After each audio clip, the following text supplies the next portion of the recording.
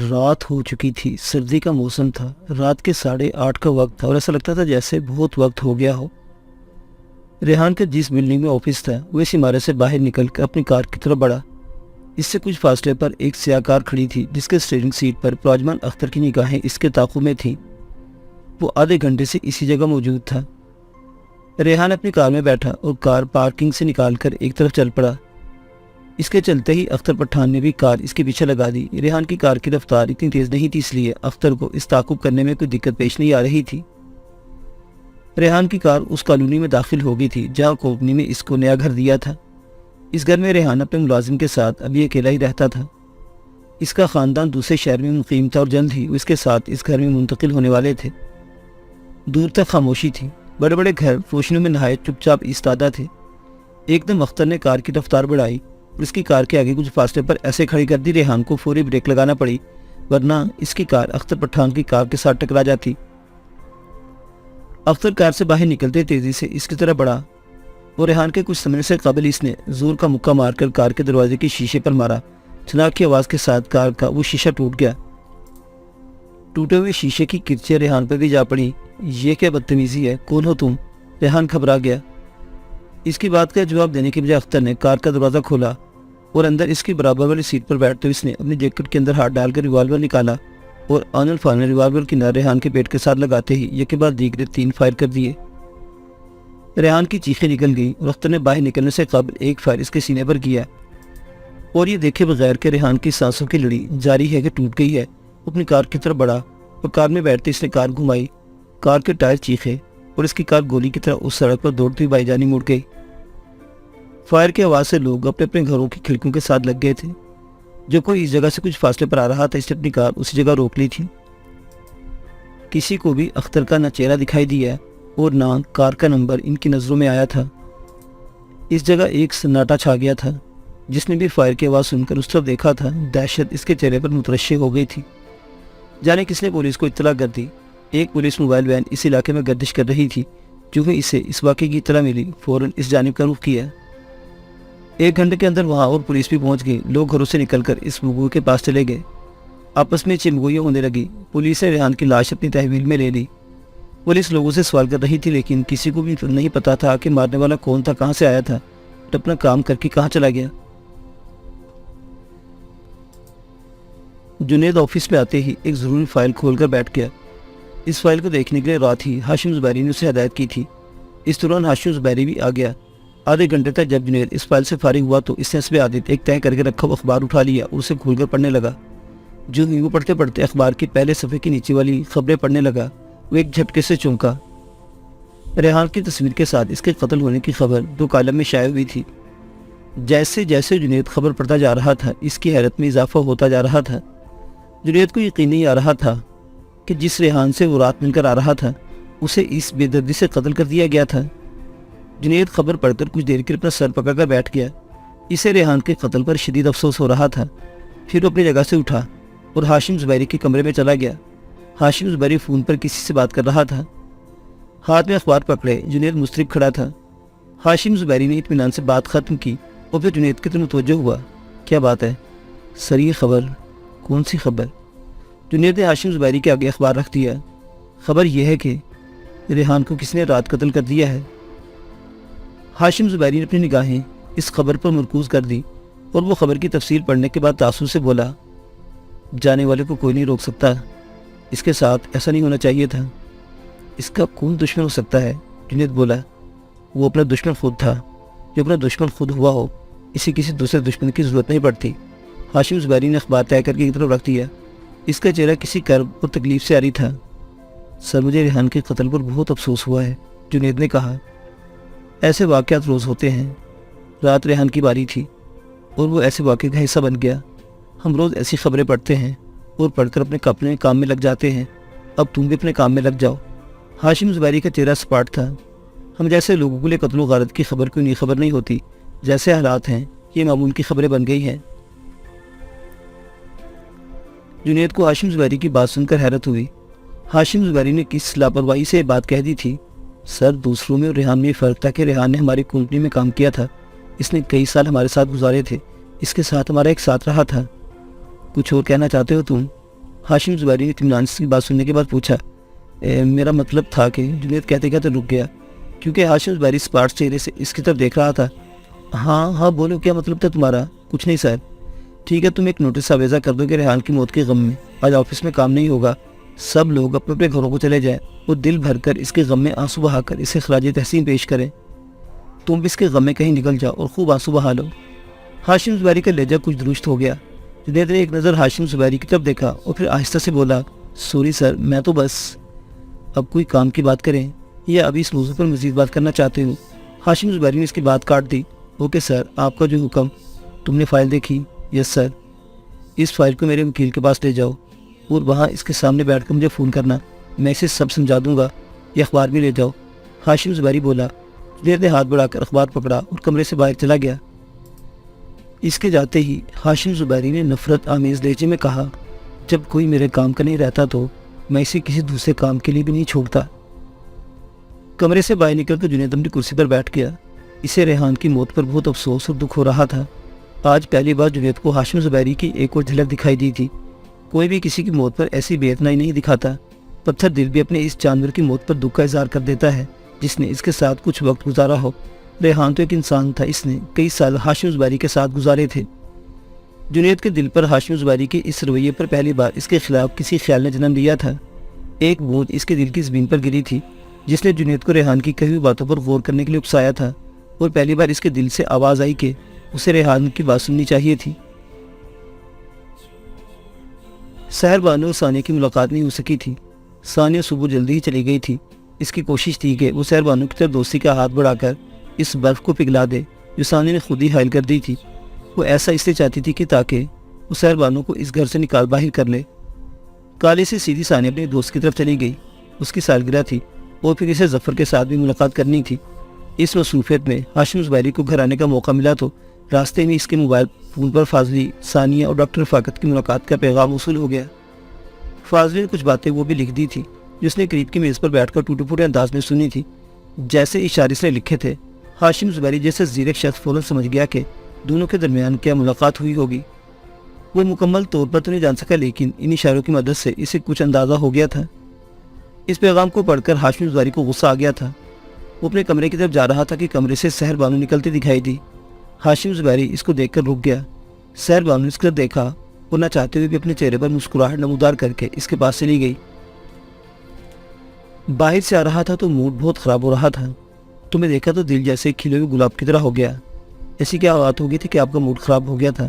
سحر بانو نے سوچ لیا تھا کہ وہ ہاشم زبیری سے شادی تو نہیں کرے گی، البتہ اچھی زندگی گزارنے کے لیے ہاشم زبیری سے اسے جو کچھ اپنی اداؤں سے حاصل کرنا پڑا وہ اس سے گریز نہیں کرے گی۔ چھوڑو اس بات کو، تم اپنی کہو، کیا سوچا تم نے؟ ہاشم زبیری نے بات کا رخ موڑا۔ کس بارے میں آپ پوچھ رہے ہیں؟ سحر بانو جان بوجھ کر انجام بن گئی۔ اب مجھے اپنی بات یاد دلانی پڑے گی۔ میں نے کیا سوچنا ہے؟ سحر بانو نے کہا۔ میں کیا سوچ سکتی ہوں؟ میری کیا سوچ ہو سکتی ہے؟ تم نے کوئی فیصلہ تو کیا ہوگا؟ ہاشم زبیری بولا۔ آپ نے مجھے فیصلہ کرنے کا اختیار ہی کب دیا تھا کہ میں کوئی فیصلہ کروں؟ سحر بانو پاس پڑے گلدان کے پھولوں کو چھونے لگی۔ میں نے تو کوئی ایسی پابندی نہیں لگائی تھی، ہاشم زبیری نے کہا۔ تم کچھ بھی سوچ کر کوئی بھی فیصلہ کر سکتی تھی۔ جب آپ کو انکار سننا ہی نہیں ہے تو پھر میرا کیا فیصلہ؟ مجھے تو ہر حال میں اقرار ہی کرنا ہے۔ سحر بانو نے کہہ کر اس طرح دیکھا اور ایک خوبصورت مسکراہٹ اپنے چہرے پر عیا کر لی۔ ہاشم زبیری مسکرایا۔ میں تجھے کھونا نہیں چاہتا اور میں آپ سے دور ہونا نہیں چاہتی۔ سحر بانو نے گلدان سے پھول نکال کر ہاشم زبیری کی طرف بڑھا دیا۔ ہاشم زبیری نے اس کے ہاتھ سے پھول لے لیا۔ تم نے مجھے آج خوش کر دیا ہے۔ میرا دل چاہتا ہے کہ اس خوشی میں تمہیں ہیرو کا نیکلس تحفے میں دے دوں۔ مجھے لگ رہا ہے جیسے مجھے کوئی بہت بڑی دولت مل گئی ہے۔ نیکلس کی بات تو بات کی ہے، میں نے آج تک اصلی ہیرے بھی نہیں دیکھے۔ آپ نقلی ہیرو کا مجھے نیکلس بنا کر دے دیں، میرے لیے وہی اصلی ہیرو کا ہوگا۔ سحر بانو بولی۔ تم نے کبھی اصل ہیرے نہیں دیکھے؟ کبھی بھی نہیں دیکھے، سحر بانو نفی میں سر ہلایا۔ چلو آج میں تمہیں دکھاتا ہوں کہ اصلی ہیرے کیسے ہوتے ہیں، آؤ میرے ساتھ۔ ہاشم زبیری موج میں تھا، اس نے کہا اور اپنے اسٹڈی روم کی طرف چلا گیا۔ اس کی بات سن کر سحر بانو نے کہا کہ اس موقع پر وہ کچھ مانگ لیتی تو اچھا تھا، ہیرے دیکھ کر وہ کیا کرے گی۔ وہ اس کے پیچھے چل پڑی۔ اسٹڈی روم میں جا کر ہاشم زبیری نے کتابوں کی شیلف کو ایک طرف ہٹایا تو ایک تجوری دکھائی دی۔ ہاشم زبیری نے ایک طرف ہاتھ بڑھا کر تجوری کی چابی نکالی، اسے کھول دیا۔ सैर बानो की आंखें फटी की फटी रह गई। तिजोरी में डॉलर्स और पाउंड की गड्डियाँ एक तरफ रखी हुई थी, साथ एक बक्स था। हाशिम ज़ुबैरी ने बक्स बाहर निकाल लिया। मेरी बीवी के बाद तुम दूसरी औरत हो जिसने मेरा ये खुफिया हिस्सा देखा है, लेकिन आज मैं खुशी बहुत हूँ।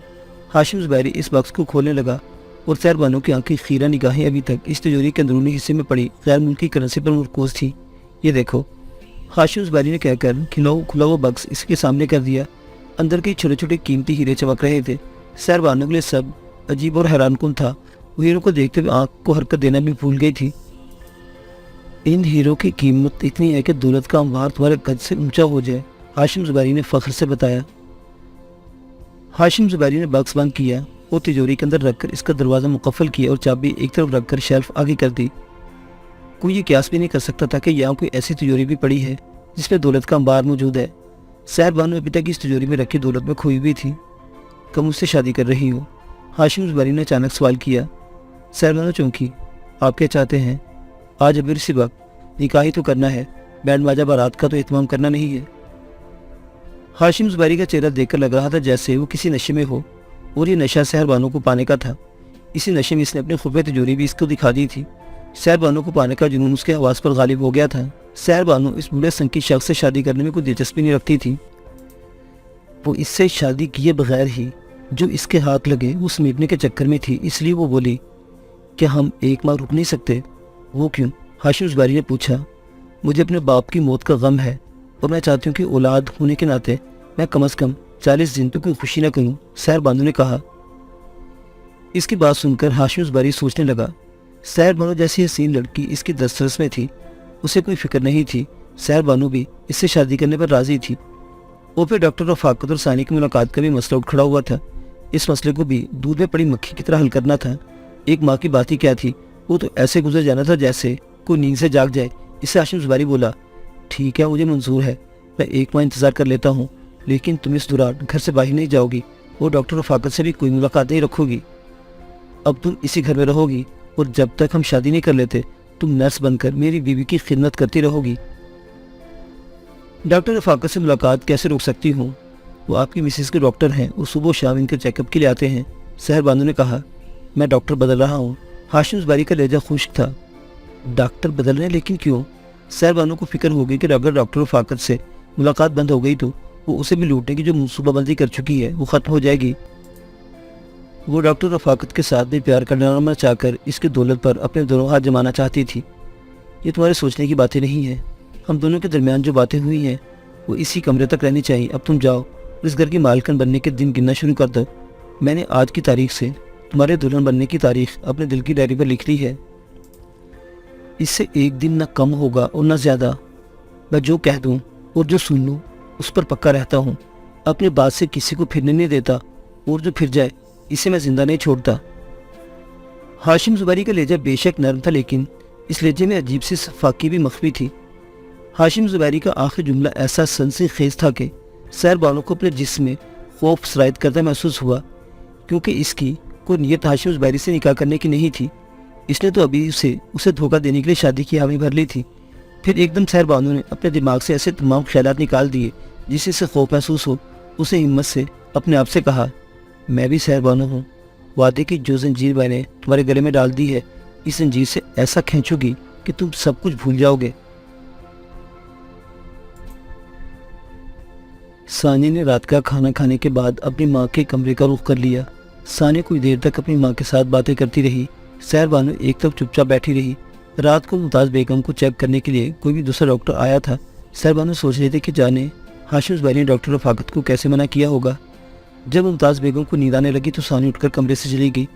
सैर बानो ने कमरे की रोशनी बंद कर दी और ज़ीरो का बल्ब जला दिया। सैर बानो को भी नींद नहीं आ रही थी। वो खिड़की के पास जा खड़ी हुई। वो अपनी आइंदा ज़िंदगी के बारे में सोच रही थी। सैर बानो ने मनसूबाबंदी कर ली थी कि वो हाशिम ज़ुबैरी से इतनी दौलत समेटने की कोशिश करेगी कि जिससे इसकी मुस्तकबिल की ज़िंदगी आसान हो जाए। अगर वो हाशिम ज़ुबैरी से कुछ हासिल कर सकी तो वो इसकी खुफिया तिजोरी से हीरे और गैर मुल्की करेंसी लेकर फरार हो जाएगी। इस तिजोरी तक जाना इसके लिए मुश्किल नहीं था। वो दिन को घर में अकेली होती थी। हाशिम ज़ुबैरी अपने ऑफिस चला जाता था और सानी अपने कॉलेज रवाना हो जाती थी। नौकर चाकर अपने कामों में मसरूफ रहते थे और फिर हाशिम ज़ुबैरी के स्टडी रूम तक जाना सैर बानो के लिए मुश्किल नहीं था। मुमताज़ बेगम के साथ हाशिम ज़ुबैरी का कमरा था। और इससे मुझे एक स्टडी रूम था। उस तरफ नौकरों का आना जाना भी कम ही होता था। सहरबानो अभी इन ख्यालों में मकबूल थी कि कमरे का दरवाज़ा आहिस्ते से खुला और सानिया एक ट्रे में कॉफ़ी के 2 मग लिए अंदर आ गई। सहरबानो दरवाज़ा खुलने की आवाज़ सुनते ही इसकी तरफ देखने लगी थी। सानिया ने ट्रे लेकर सहरबानो के पास चली गई और मुस्कुराकर ट्रे इसके आगे कर दी। अपने लिए काफ़ी बनाने लगी तो सोचा तुमको भी अपने हाथ की काफ़ी पिला दूँ। इस अचानक तगय्युर पर सहरबानो को हैरत होने लगी। आपने मेरे लिए कॉफ़ी बनाई है? सच कह रही हूँ, किसी मुलाजिम को भी अपने इस काम में दखलंदाजी करने नहीं देती। लो पीकर बताओ कि कैसी बनी है। सहरबानो ने खुशगवार से हैरत के साथ एक मग उठा लिया। शुक्रिया। सानिया ने ट्रे एक तरफ रखी और कॉफ़ी का एक घूंट लेकर बोली, तुमने अभी तक कॉफ़ी नहीं पी? हाँ, सहरबानो ने एक घूंट भरा और कहा, जिस माहौल और जिस घराने से मेरा ताल्लुक है वहाँ कॉफ़ी बनती ही नहीं। मैंने डॉक्टर फाकत साहब के अस्पताल में एक बार कॉफ़ी पी थी, दूसरी बार अब पी रही हूँ। सच ये है कि आपकी बनाई हुई कॉफ़ी के पहले घूंट ने ही बता दिया है कि ये कॉफ़ी बहुत ज़बरदस्त है। वाकई ज़बरदस्त है कि मुझे बना रही हो। सानिया हंसी।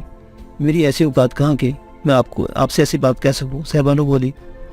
दरअसल ये कॉफ़ी एक बहाना है, सानिया ने मताने से कहा। ये कॉफ़ी मेरी तरफ से बढ़ा हुआ दोस्ती का वो हाथ है जो मैं तुमसे करना चाहती हूँ। मुझे अपने रवैये पर अफसोस है, मुझे तुमसे ऐसी बात नहीं करनी चाहिए थी। मैं अपनी बातों पर तुमसे माफ़ी मांगती हूँ। ये आप क्या कह रही हैं? आपकी कोई बात भी मुझे बुरी नहीं लगी। सहरबानो खुशी हुई कि सानिया के दिल पर मुझ में बर्फ़ पिघल रही है। तो फिर दोस्ती? सानिया ने अपना हाथ इसकी तरफ बढ़ा दिया। सहरबानो ने इसका हाथ थाम लिया। पक्की दोस्ती। इस खुशी में तुम्हें कुछ देना भी चाहती हूँ, सानिया ने कहा। मुझे किसी चीज़ की ज़रूरत नहीं, मेरे लिए इससे बढ़कर कुछ नहीं कि आपने मुझे अपनी दोस्ती के काबिल समझा। कल मेरी छुट्टी है, तुम मेरे साथ चलोगी? कहाँ? ये मैं कल बताऊँगी, बस तुम तैयार रहना। हम कुछ घूमेंगे, कुछ गपशप लगाएंगे और खाएंगे। सानिया हंसते हुए बोली और फिर एकदम संजीदा हो गई। सर, तुमने मुझे माफ़ कर दिया है ना? सहरबानो ने कॉफ़ी का मग एक तरफ रखा और सानिया को अपने सीने से लगा लिया। सहरबानो ने इसकी बात पर यकीन कर लिया था और सानिया के दिल में ये बात थी कि वो कल सहरबानो को आसानी के साथ इस घर की चारदीवारी से बाहर ले जाएगी। रात बहुत देर तक सानिया और सहरबानो आपस में बातें करती रही। बातों बातों में ऐसी मजाक भी हुआ और सानिया भूल गई कि वो सहरबानो के साथ एक चाल खेल रही है और वो इस घर से बाहर करने के लिए सब कर रही है। उसे लगा जैसे इसके साथ इसकी कोई पुरानी दोस्त बैठी हो। जब सानिया अपने कमरे में गई तो सोच रही थी कि सहरबानो अच्छी लड़की है, लेकिन मजबूरी ये थी कि इसकी वजह से इसकी माँ का घर तबाह होने जा रहा था। अगर ऐसी बात ना होती तो वो सहरबानो के साथ अच्छी दोस्त बनकर रह सकती थी। सुबह जब हाशिम ज़ुबैरी ऑफिस चला गया और घर में मुमताज़ बेगम के अलावा सहर और सानिया रह गई तो सानिया ने डॉक्टर रफ़ाकत को फ़ोन किया। मैं सहरबानो को लेकर आ रही हूँ। इतनी बात कहते ही सानिया ने फ़ोन बंद कर दिया और सहरबानो के पास चली गई। चलो चले। इस वक्त? सहरबानो ने पूछा। हाँ, इस वक्त क्या है? अम्मी को तुमने दवाई दे दी है, नहीं डॉक्टर साहब चेकअप करके चले गए हैं। अब तुम भी फारिग हो और मैं भी, सानिया ने कहा। चलो। सहरबानो को क्या था, वो जाने के लिए तैयार हो गई। हाशिम ज़ुबैरी ने कहा था कि वो इस घर से बाहर कदम नहीं रखेगी, लेकिन इसलिए जाने वाली इसकी बेटी की इसलिए इसे कोई फिक्र नहीं थी। दोनों गाड़ी में बैठ गई। सानिया ने गाड़ी स्टार्ट करके गेट की तरफ देखा। उसे हैरत हुई कि चौकीदार गेट खोलने के बजाय गेट के सामने खड़ा था। सानिया ने कुछ इंतज़ार करने के बाद हॉर्न दिया। इसके बावजूद चौकीदार ने गेट नहीं खोला और सानिया के पास जाकर बोला, ये गेट नहीं खुलेगा बीबी जी। क्यों नहीं खुलेगा गेट? सानिया ने मुतैयर निगाहों से इसकी तरफ देखा। ये बड़े साहिब का हुक्म है, चौकीदार ने बताया। हाशिम ज़ुबैरी अपने घर में कसरती जिस्म के मालिक चौकीदार रखे थे। क्या कह रहे हो तुम? अब मैं इस घर से बाहर भी नहीं जा सकती, ये कैसा हुक्म है? सानिया को गुस्सा आ गया। ये आपके लिए नहीं, इनके लिए है। बड़े साहिब ने सख्ती से कह गए हैं कि ये अकेली या किसी के साथ भी घर से बाहर नहीं जाएगी। गेट खोलने में मेरा हुक्म है और सहरबानो मेरे साथ जा रही है। सानिया का लहजा तहकुमाना था। मैं बड़े साहिब की हुक्म मदूरी नहीं कर सकता। चौकीदार ने एहतराम से इनकार कर दिया। सहरबानो को इस सूरत हाल में कोई परेशानी नहीं हुई थी। हाशिम ज़ुबैरी इससे पहले कह चुका था कि वो इस घर से बाहर नहीं जाएगी। इसे इत्मीनान से बैठी इनकी बातें सुनती रही। डैडी का गुलाम। सानिया ने गुस्से से कहते हुए मोबाइल फ़ोन से हाशिम ज़ुबैरी का नंबर मिलाया और राब्ता होते ही बोली, डैडी ये क्या बात है? इस घर का चौकीदार अब मेरी बात में मानने के लिए तैयार नहीं है। इसकी ऐसी जुर्रत हो सकती है कि मेरी बेटी की बात ना माने। बात क्या है, पहले मुझे वो बताओ। दूसरी तरफ से हाशिम ज़ुबैरी ने नरम लहजे में बात की। मैं और सहरबानो कुछ देर के लिए बाहर जा रहे हैं, लेकिन चौकीदार गेट नहीं खोल रहा। सहरबानो इस घर से बाहर नहीं जा सकती। आखिर क्यों? सानिया ने कहा। ओ, दरअसल ये मैंने ही मना किया था। हाशिम ज़ुबैरी बोला। आपने क्यों मना किया था? सानिया ने पूछा। क्योंकि सहर की जान को ख़तरा है। इसकी सुतीली माँ और इसका बेटा जायदाद के लिए इसे मारना चाहते हैं। मुझसे सहर ने बात की थी। हाशिम ज़ुबैरी ने इत्मीनान से झूठ बोल दिया, लेकिन सानिया ने कहना चाहा, لیکن یہ کہ تم بھی اسے لے کر باہر مت نکلو، شام کو بات ہوگی۔ ہاشم زبیری نے کہا۔ رابطہ منقطع کر دیا۔ کچھ دیر تک ثانیہ اپنے موبائل فون کو دیکھتی رہی اور اسے سحر بانو کو دیکھ کر سوال کیا، تمہاری جان کو کیا خطرہ ہے؟ سحر بانو کے لیے سوال عجیب تھا ایک دم۔ اسے سوچا کہ لگتا ہے ہاشم زبیری نے دوسری طرف سے کچھ ایسی بات کی ہے۔ اسے اس بات میں اثر ہی لایا۔ ہاں میری جان کو خطرہ ہے۔ کس سے خطرہ ہے؟ ثانیہ جاننا چاہتی تھی کہ سحر بانو کا کیا جواب ہو سکتا ہے۔ اس کے ڈیڈی والی بات ہوگی کہ سحر بانو کا جو مختلف ہوگا۔ سحر بانو نے شاید زندگی میں اس صورت سے نہ سوچا جس طرح یہ سب سوچنا پڑ رہا تھا۔ اس کے دماغ میں جو پہلا خیال ہوئی تھا کہ اس کی ستیلی ماں ہی اسے جان کا خطرہ ہو سکتا ہے۔ رات بھی سحر بانو نے ثانیہ کے آگے اپنی ستیلی ماں اور اپنے ستیلے بھائی کا تذکرہ کیا تھا۔ مجھے میری ستیلی ماں سے خطرہ ہے۔ جواب سن کر ثانیہ کے تنے ہوئے اعصاب ڈھیلے پڑ گئے۔ اسے مختلف جواب کی توقع تھی۔ ثانیہ کی سمجھ میں نہیں آ رہا تھا کہ وہ کیا بولے۔ وہ حیرت سے سوچتی رہی۔ پھر اسے سحر بانو کی طرف دیکھ کے بغیر کہا، تم اتر جاؤ۔ سحر بانو اس وقت کار سے باہر نکل گئی۔ جو ہی سحر بانو نے کار کا دروازہ بند کیا، ثانیہ نے ہارن دیا اور چوکیدار نے گیٹ کھول دیا۔ ثانیہ کار باہر لے گئی، چوکیدار نے گیٹ بند کر دیا اور سحر بانو نے عجیب سی مسکراہٹ اپنے ہونٹوں پر عیا کی اور اندر چلی گئی۔